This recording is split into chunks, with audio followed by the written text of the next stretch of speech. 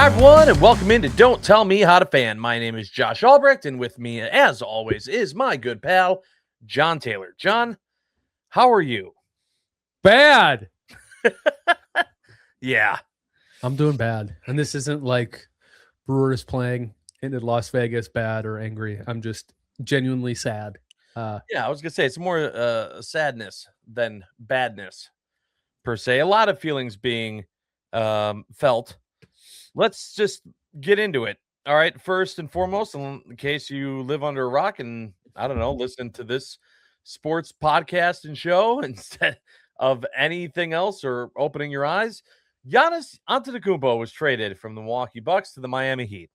And the big initial feeling for me was indeed that sadness of just, I can't believe it's actually over.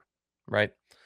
And then I went on air on the Wisconsin Sports Radio Network. And first thing in the morning after the trade happened, and the amount of people, John, that were so angry with Giannis, like so angry because he lied to them. He lied to them. And the fact that he said, I'm going to stay. This is my city. I want to stay. And then he didn't. And for me, I was like, well, listen, at this point, we still don't even know that this was a fully his choice. Like this, we have no idea if this was truly Giannis saying, I want out, get me out.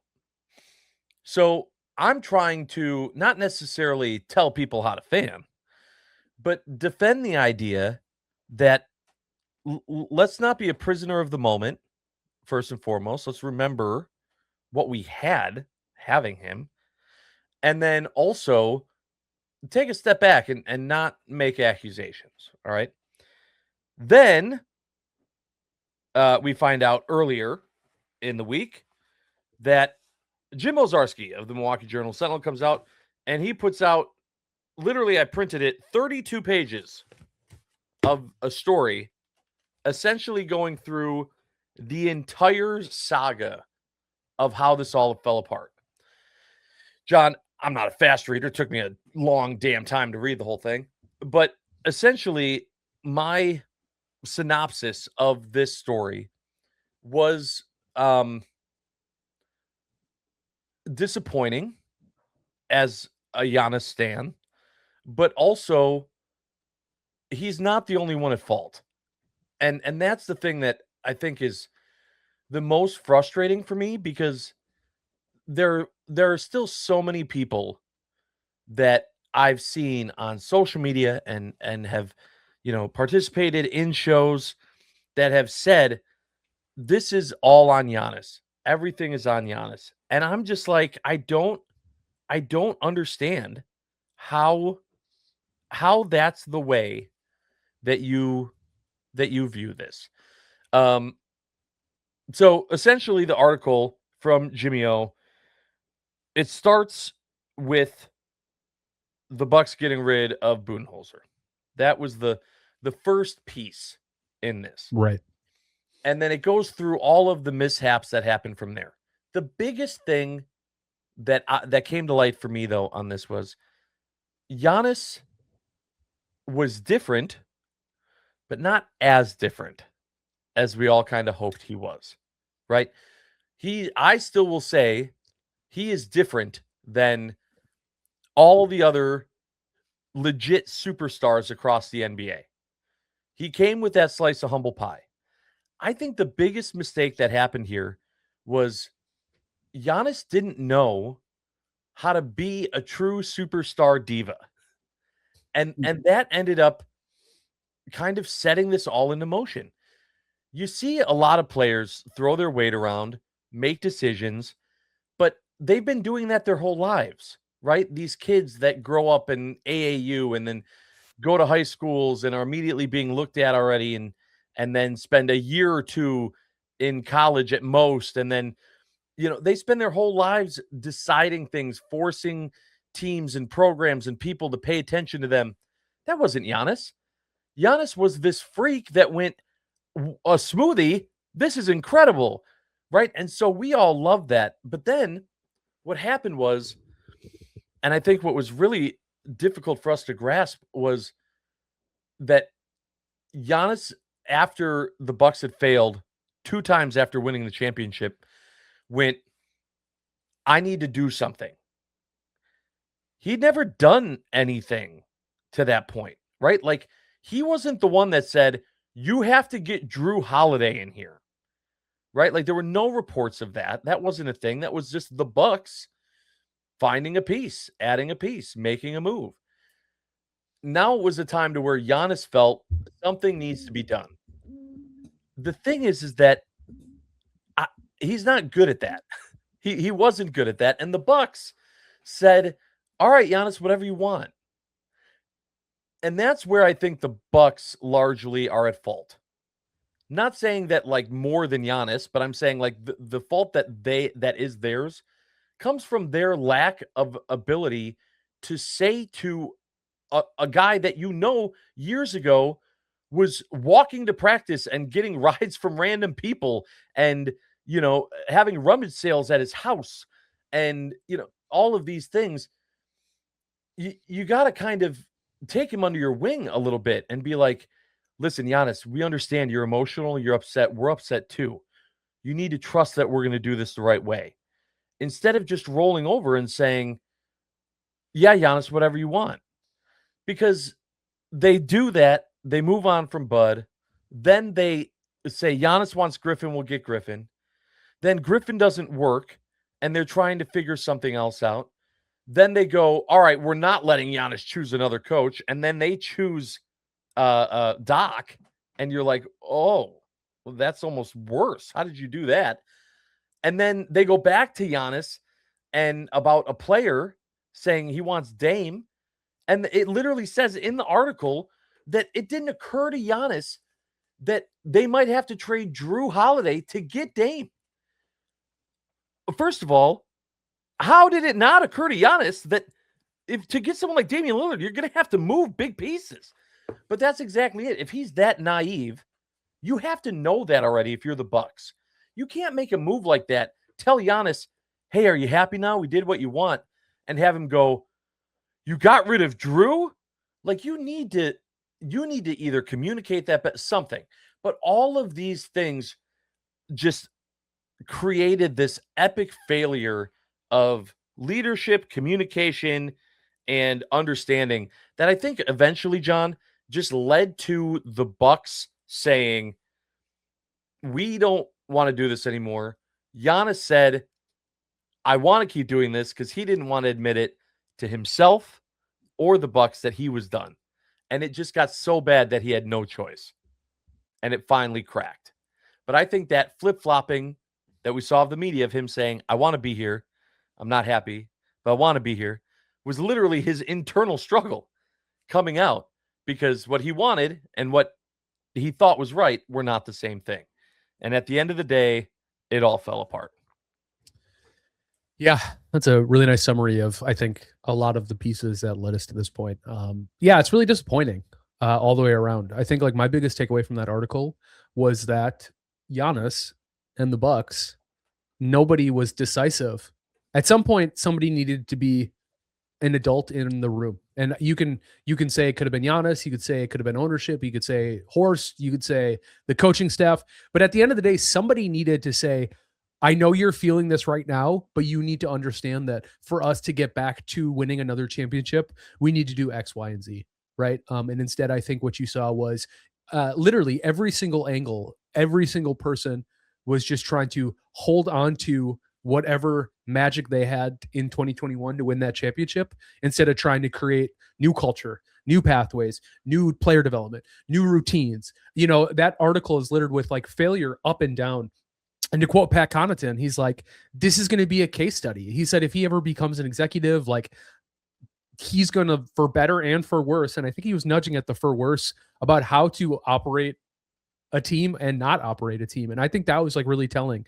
And I feel like I see so many people discussing ownership as a failure, and I see just as many people discussing the coaching as a failure, and I see so many people discussing Giannis as a failure. And to me, I think it's hilarious in the sense like I read that article, and to me, it just felt like everybody was to blame. I think nobody is clean in this. I think everybody was just wanting to pretend like nothing was wrong. Everybody wanted to do whatever they thought was going to be in the best interest of pursuing another championship. And I just think it's a really interesting like litmus test. Like if you are mad at Giannis, that article reads like Giannis wanted out and is an absolute liar and a monster. If you hate the Haslams and the ownership group, you read that and you go, if they never meddled, Giannis would still be here. If you read the coaching, if you hate Griff and Doc, you say, if these imbeciles, and it's like, why can't all be true? Why not all of it? And that's my biggest thing is like, it's ineptitude and failure on all parts. And ineptitude implies a level of criticism that is probably more severe than I mean, because the ineptitude is nobody expected to land one of the best players to ever play basketball with the 15th pick 13 years ago. You know what I mean? And it accelerated a team with not a lot of culture, not a lot of purpose before that. I would say not the most exciting identity. The city definitely wasn't behind the Bucks they are now. No. Before that. And, I think about like, I'm just not surprised. And I'm just ultimately heartbroken. Like, I don't need to place blame. I can understand why. I think we as Bucks fans can understand Giannis was never winning another championship here. In what pathway did they have once they waived and stretched Dame and signed Miles? Like, what were they supposed to do? Like, what assets were they supposed to move? How do you magically get that fixed? Even if like Doc was doing the right thing, like the roster just isn't talented enough, and it's nobody's fault. Really, it's everybody's fault. But I just mean like when you go all in, I said this last episode, and I feel like I've been saying this forever. Like, I want Giannis to retire, but now it's not going to happen. But ultimately, you squeezed every ounce of blood from a stone, and now you're wondering why you can't get a heartbeat back. It's like, it's been dead for a while, and I just like, it's hard for, I do wish Giannis would have just been a little more plain.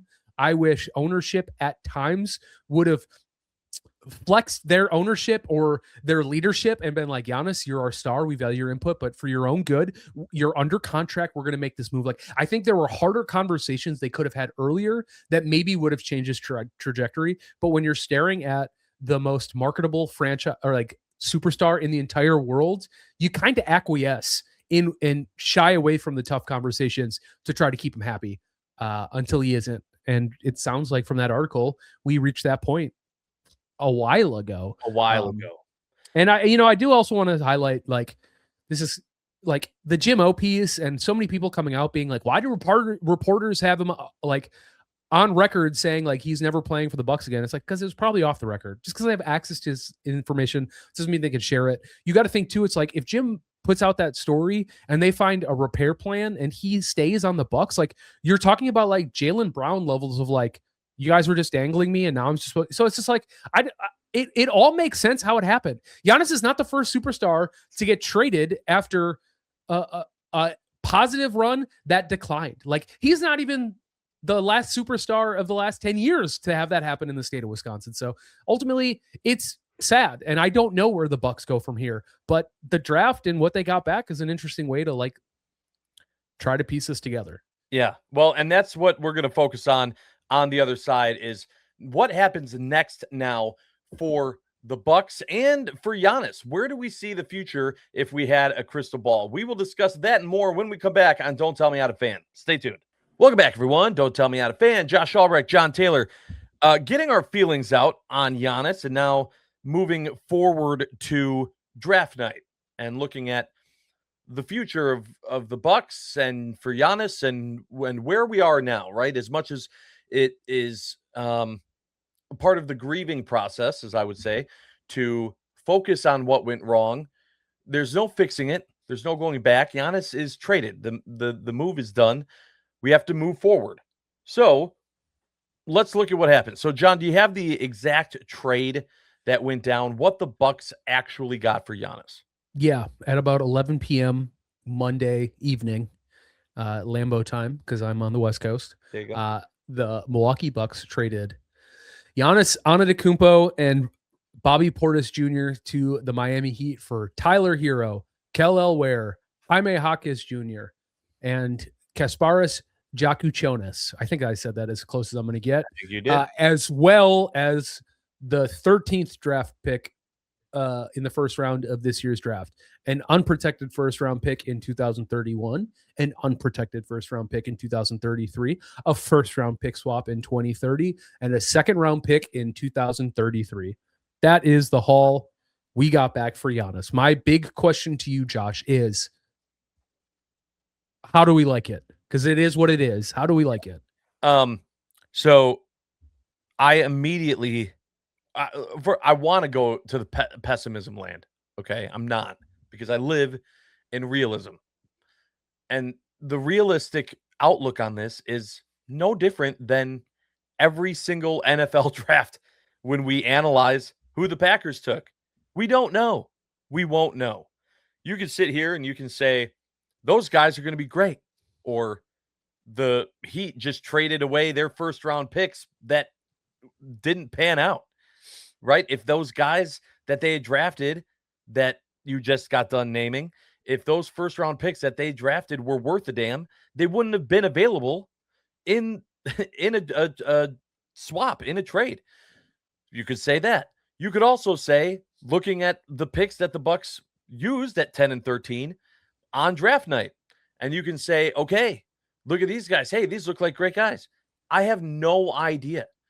And I think that's super frustrating as a fan, right? Is that when you break up with your girlfriend and you want to immediately, you want to go out, right? You're like, okay, I got to get out of the house. I'm scrolling on her Instagram. I'm looking at old photos of us together. This is doing me no good. I got to get out of the house. I got to go. I got to try finding a rebound. So we're looking for that rebound in what we got back. And unfortunately, the only piece that you could look at that with any certainty is Tyler Hero, because you have some stats on him at the very least. Otherwise, you're essentially looking at all question marks and potential. And that's not something, when we're in our fields, we can use to go, it's all okay. Look it, we have this. We don't know. So in 2 years, because I'm not going to say halfway through next year all these questions are going to be answered. In 2 years, it might end up that we go, holy crap, we really got something. Hey, look at these guys. They did a lot better this season than I thought they would.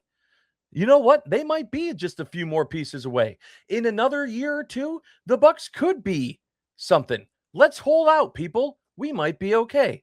Or it could be, here's the next DJ Wilson and Thon Maker, and take your pick, and the Bucks are going to go back to being irrelevant for a decade.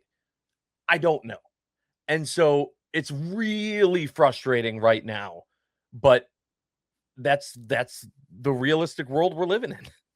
Yeah, I agree with you. I look back at that and I think that is basically everything the Heat could give you while still maybe being able to assemble a roster themselves around Giannis.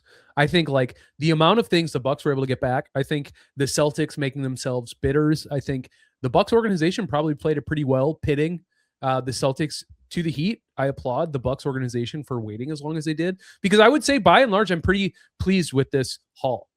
I heard people saying they wanted Jaylen Brown, but it's like Jaylen Brown by himself as a solo star with the roster the Bucks have is a play-in team at best. And, you know, it's a hard, and actually, you know, what's funny is I think your boss, Sparky, said this best. He said, this isn't the next chapter. Close the book. We're on a whole new book now. Like, to act like trading Giannis was going to acquire us enough pieces to remain competitive and just like strategically get us back in it's the NBA. You're either competing for championships or you're trying to get rid of all your assets so you can go all in 3 to 4 years to do it all over again. And 3 to 4 years would be generous. I will say to the Hall, Jaime Jaquez Jr. was runner up for Sixth Man of the Year. He beat out Bobby Portis in that list. You know, Tyler Hero, not a superstar, but he's a star when he if he can stay healthy. And I know he decommitted from Wisconsin, and people have all that bad blood, but it's like if we learn to love Grayson Allen enough to have him on the team, like we can get over it. And I don't think it was Giannis for Tyler Hero plus stuff. I think it was Giannis for all those draft picks. And hey, they gave us all these players to match the salary. I think that's a better way to look at it. Like they're not going to be good. I think the Heat aren't. I don't know if he like Bam Giannis, they can't keep Norman Powell. Like they might be able, there's whispers that like maybe Klay Thompson, maybe Chris goes there, but like, how is this any different than the Bucks? You're trading an old roster that's bad in the cold for an old roster that's going to be bad in the heat, you know, like in good weather. And like good for him. That's a quality of life improvement. But on the basketball court, I don't think this trade gets Giannis a championship. And for me, I just go, great. Not great because I don't want him to win, but great as in like the Bucks did everything they could, and they didn't just gift another championship to a team like Boston, or they didn't give him away to another, you know, like a Knicks trade package. I think would have been really light, and I think they played it smart. They, you know, winning championships and planning to trade Giannis has been probably something they've both been equally thinking about, like the front office, John Horst. And so I like those picks. I think that they're not ready to compete. They need to overhaul this roster. This roster needs to look probably completely different 2 or 3 times over realistically before we even start discussing when's the next championship. Like I'm hoping they can break 500. You know, we have to recalibrate as Bucks fans. We just do. Otherwise, you're going to be just absolutely miserable. Like there's no superstar on this team. Like they need to get Miles Turner gone. I was hoping they were going to redirect Tyler Hero on draft night just to get back into the first round because I thought there were some guys that fell that could be interesting. None of that happened. I was hoping they'd trade him to the Pistons for Isaiah Stewart, you know, beef stew and some stuff because I thought that'd be interesting. That didn't happen. So, you know, we have guys that we could hold on to and potentially move at the trade deadline. But all in all, I thought they got enough back for Giannis. And you can take your pick if you wanted certain guys. You could squabble and quibble about certain things, but I just like, this is not a team looking to compete in the next 5 years. So they have a lot of options. They have a lot of assets. They've opened up a $225 million trade except like a hilarious trade exception. So, you know, we'll develop some guys and then we'll see what happens. Right. Yeah. I mean, that's all you can do. That's all you can do. It's frustrating. And I will say, as far as the Giannis aspect of this is concerned, I love Giannis. I love him. I don't want to see him win another championship. I don't. Yep. Same. I want to selfishly, and I'm allowed to be because I'm a fan, I want to see him have the moment be with Milwaukee. I don't want it to be to where when they show highlight packages of him, there's him holding hardware wearing a different team's jersey. I don't want to see it. I don't want that to be a part of it. I think honestly, I go back to Trevor Hoffman, right? Like you think about like Trevor Hoffman, his career with the Padres, and then like he gets to 600 as a Brewer, right? Like he got so many saves with their team. He had such a historic, legendary Hall of Fame career. But when you look at a package, a TV highlight package, undeniably, there will be Brewers highlights in there because he hit that milestone. I selfishly do not want to see that for Giannis. So I hope that Giannis struggles. I hope that the Miami Heat struggle. I hope that this ends up blowing up in his face. I hope that he comes out and says, this was a mistake too. I honestly, as much as it pains me, because I want him to be happy, I need me to be happy more. and that's just the truth of it. And I agree with you. I think that they will be semi competitive. I think there's absolutely still a chance that they could make a run and that Pat Riley and the Miami Heat can add some more pieces, if not this year, next season as well, to make a legit run out of this. But I still think that, especially when the Bucks continue to start from ground zero here on a rebuild, we will be hate watching what's happening in Miami as well. So we'll see. But yeah, that's will. What I'm thinking. Yeah, and you know, this isn't like a draft prospect podcast. I think you and I are both pretty vocal that like we're excited about these picks. We don't know what they're going to be. They drafted, just real quick, they drafted Braden Burries out Mhm. of Arizona. He's a Yep. combo guard. People think he might be the best and only real like two-way guard that would have been able to be drafted in the lottery. I was very excited about that pick. I think most people were. 6'4". He's got good weight on him. So I think that's like an exciting pick. And then the pick that I think there was a lot more consternation about, they drafted with the number 13th pick, the Giannis pick. Nate Ament, a 6'10", 19-year-old forward out of Tennessee. There was a lot of quibbling about Right. Haslam and donations to Tennessee. And you look at like a guy like Ament and you think like, what can he really do?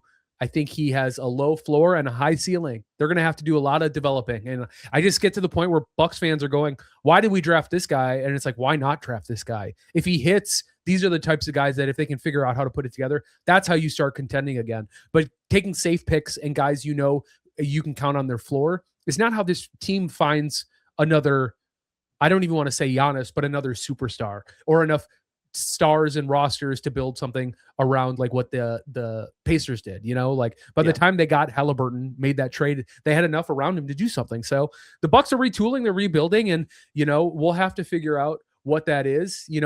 At the end of the trade, they traded cash for the number 60th pick and drafted Malik Lewis, a 6'8" guy out of like the NBL. And that literally at the time of recording just got announced like 4 minutes ago. Maybe less. I might be on a leak. So just to let you know where we're at. Like, so they're taking bites, they're taking swings. Like Horst is far from perfect. He doesn't have a great drafting record. I'll be the first one to admit that. But we also got to remember the last time he picked inside the lottery was never. So we were playing with a different set of cards, a lot of the criticism of Horst, it's like, you got like Sparky said, like close the chapter's over, close the book. It's a new one. I might be, sorry if I was moved by it, but it might not be the quote. He was just saying, you got to move on. You got to move on. And that's that. I will never tell you how to fan, but I will tell you how to move on. And it's the forward because Giannis ain't here and it's a very different Bucks name. So. Yep.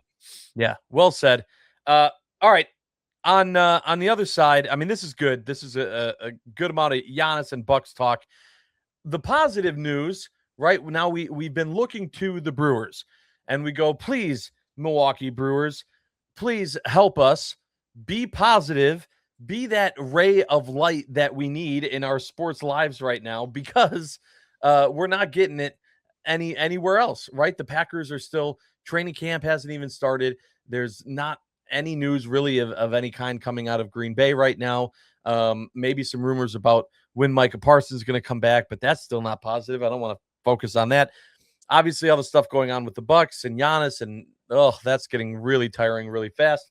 So we turn our attention to the Milwaukee Brewers, who continue to hold that spot in first place. But I got to say, John, I'm a little worried about things if we're looking towards how things are going to be in September and October.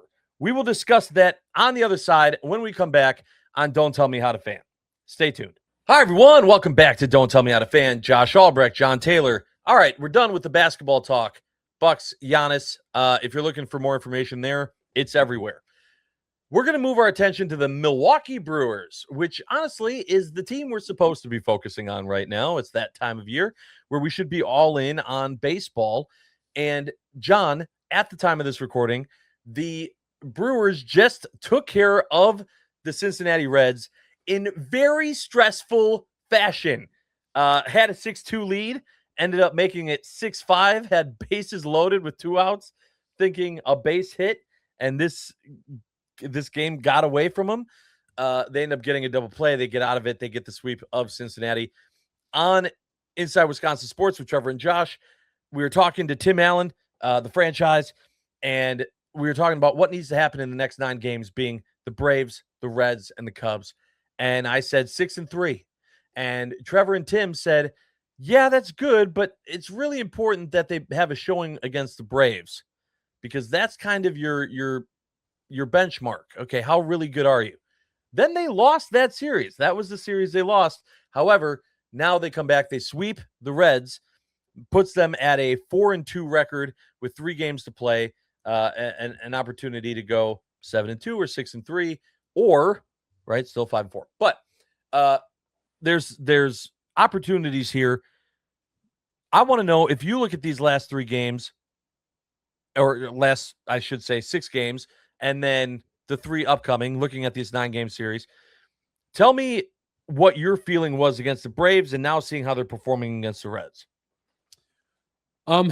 I think my biggest feeling about the Braves game was this is postseason baseball. This is every moment counts. Every single moment is magnified. I think, like, honestly, I'm excited. And granted, we went 1-2. We only won the one game. Very easily, and should have won that Saturday game. Kind of gave it away. And it happens, It's happening a lot with this. yeah. I was pretty angrily immediately thinking Murph got too cute by going Uribe in the 7th and McGill in the 8th and Ashby in the 9th. And my biggest question was, which of those two are your closers? If you had to guess who closed, if you would have guessed the guy who pitched in the 9th, you'd be wrong. And I understand the idea that Murph is like wanting to play the matchups, and you feel really good about lefty on lefty and that how on the top half of their roster. But what I will say to you is look at the stats.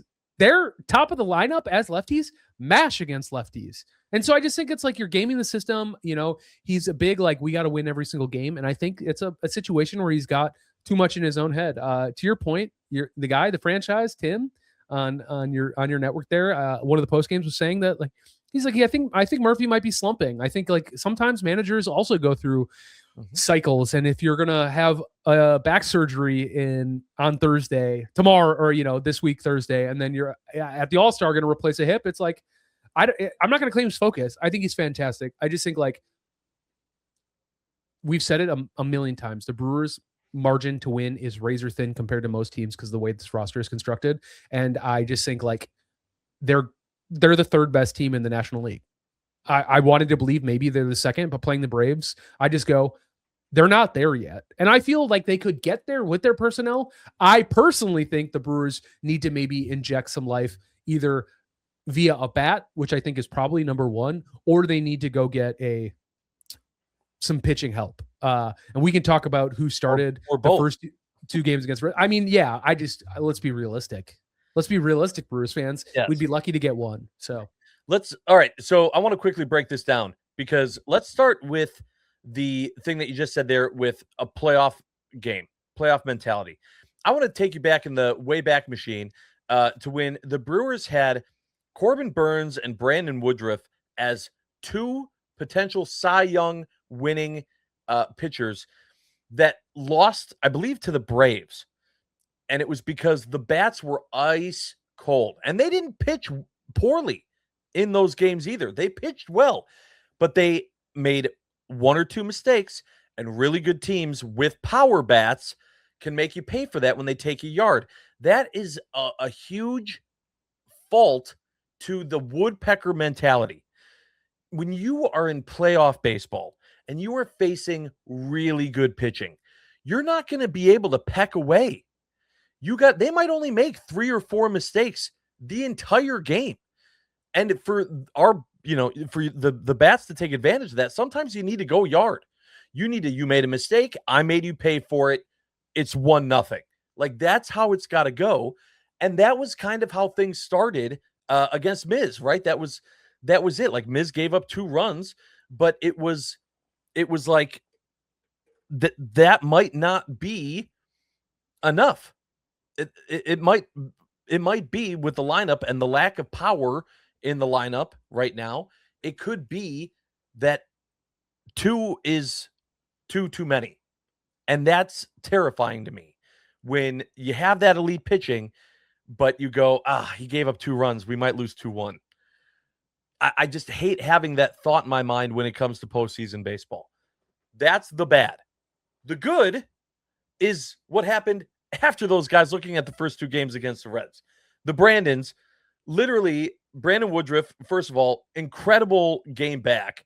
Like, you're terrified, right, of how he's going to go and what he's going to be. Comes out, just pitches lights out, and then Brandon Sproat the next day literally matches his line perfectly. Out of those two guys and their performances, which one were you most impressed by? I think I was, man, this is a tough question. I was impressed by both for different reasons, even though the results were the exact same. 10 strikeouts, 0 walks, 89 to 90 pitches, 6 innings. I think I'm more impressed by Sproat. And the reason I say that is Woody is a better pitcher than what he delivered on Monday. Or at least he was. And we're trying to learn, can he get back to that? We're still trying to find out if Sproat can do this consistently. And that's something that's never happened. So touching greatness for the first time, I think is always going to be more impressive than watching a great pitcher just find ways to be great. And I think it's really impressive that he continues to like basically reinvent himself. But you're talking about a guy who's just a pitcher's pitcher. The way you hear Murphy talk about him, I'm just like, of course Woodruff did that. He always does that. He doesn't have bad games. He gets injured and then just doesn't have games. That's the qualifier. So, even with Sproat's put together 3 really quality. You're talking about like he gave away 2 hits in the last like 3 games. Like the Athletics was the one where it was like really bad. And then the Guardians, maybe he gave up like 4 hits. Either way, he got pulled because of like cramping. And Murph was like, I don't know if it was cramping. That guy's got to dial it in. So he was kind of like throwing down the gauntlet and really was challenging him. It's like there was a lot of pressure on Brandon Sproat to deliver on Tuesday night. And boy, did he. He did.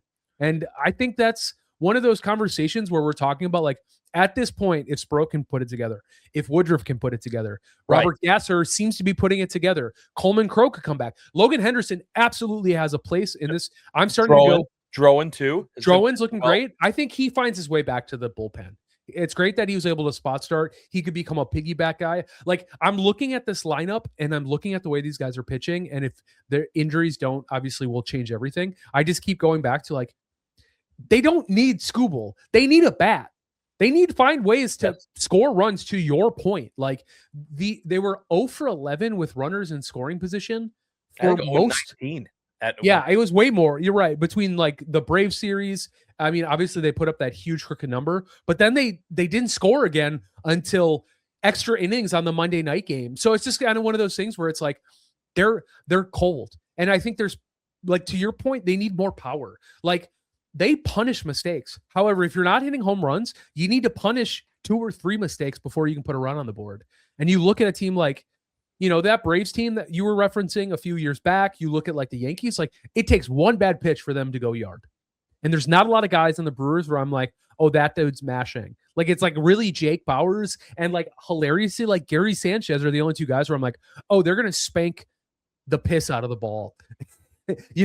Everybody else, you're like, man, I hope they get a good swing on that. Right. So I think finding a bat is going to be tough. I've already floated like Byron Buxton as a potential, but this bullpen is not performing where they need to be, like you said. And it seems like for the first time in a long time, we have 3 or 4 really quality starters. I'm talking Ashby, I'm talking McGill, I'm talking Uribe, I'm talking Grant Anderson, even if you want to ignore that like 3-run blast he gave up. Like I'm just saying like, those are the guys that Murph tends to lean on. And then there's everybody else. And I just start to think like, this is not the bullpen of old. If we cannot find a bat, we need to bolster the bullpen. And for the first time, I'm like, give up a real guy for like Aroldis Chapman. If he's really going to be on the move, like this is the year. I don't know about the Brewers going all in because that is a Scooble trade, but it's like I don't know. Let's call a huge bet. We don't need to go all in, but we need to spend some pieces to like compete now because this roster is special. These guys have something. Jacob Mizorowski being the most electric pitcher of what? Since DeGrom in like 2019, like it's something that the Brewers fans need to come away with more than they took the Central. It can't be the same old story. Like get to the World Series, lose. I don't care, but I do win. Well, of course, but you know what? Go ahead and win that. Yeah. I just mean like we need to leave this season going. They finally did it, and did it doesn't mean World Series to me. It's the best did it, but I just mean something. It needs to feel different. They owe the fans that much. All right. So in 1 minute, answer me this because this is my fan anxiety here. Looking at Brandon Woodruff, who pitched great, Brandon Sproat, who pitched great, both of them not pitching great their last times on the mound. Who are you more worried about being able to stay consistent, even though it's different things they're battling, one being injury, one being consistency? Which one are you more worried about falling off again their next time out? I think it's Sprout. I just like I said, it's and I kind of hinted at it why I was impressed. I think it's also why it could happen. It's just like it's just a consistency. He is not an elite pitcher yet. He's touching greatness. He's not great. I think he could get great, but I mean, a week ago, if you would have asked me, I would have said he might need some time down in Nashville to figure it out. And I just am like, there's just so much rubber banding back and forth until he figures out how to be a great pitcher. He's going to be the one I'm constantly nervous about moving forward. No, I'm with you, and that's something that we'll continue to watch. In the meantime, though, the biggest thing that I say, even during the frustrating wins, they're wins. Just keep winning, right? That's the biggest thing. The Cubs are going to be in town, obviously, this weekend. Keep winning. You're looking at the Cardinals that are overachieving. You got to watch out for them. Brewers, just keep winning. As we try to figure things out through the summer and we get into fall, we got to just put ourselves in the best position, expose more of our flaws and things that need to be fixed, give ourselves times to do that the best way we can, and come away with wins. That's the game plan. That's what we will discuss more, hopefully a lot more wins next time on Don't Tell Me How to Fan. Thank you everyone so much for joining us for this episode. Please make sure to tune in again next time because we are not done yet.